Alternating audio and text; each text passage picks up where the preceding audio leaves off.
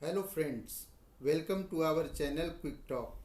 Through this channel we want to update you regarding various tax and other issues in very short period of time.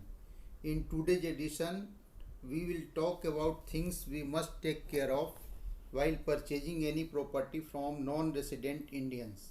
So let's begin.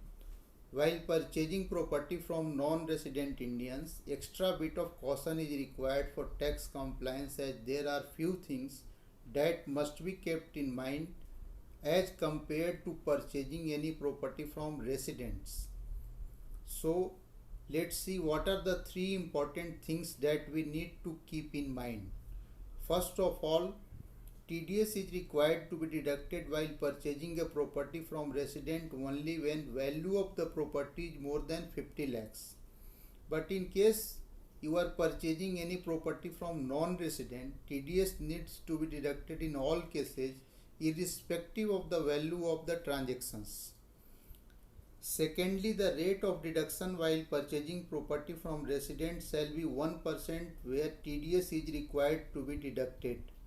But in case of purchase from non-resident Indian, the rate of deduction shall depend upon the nature of the capital gain that is accruing to the seller. For example, for the property that is held for less than 2 years, short-term capital gain will be there and rate of tax deduction will be 30% plus applicable surcharge and cess, whereas for long-term capital gain it will be 20% plus applicable surcharge and cess. Thirdly, TAN number is required for TDS deduction and deposit when property is purchased from NRI, but same can be done only with PAN in case property is being purchased from residents.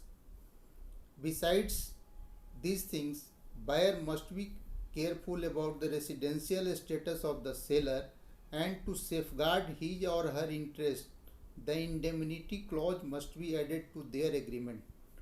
Further, it is better to deduct TDS on the full sales value rather than on capital gain to avoid future problems for property purchased from NRI. Lastly, once TDS is deducted, form number 15 CSCB needs to be filed at income tax site so that payment can be remitted to seller to his or her NRO or NRE account. Hope you have understood the important things that needs to be kept in mind while purchasing a property from non-resident Indians. This is all for today's edition. We hope that this video will help you on this topic.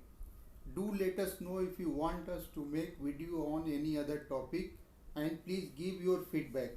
Don't forget to like and subscribe our channel. Thank you very much for being with us. Jai Hind.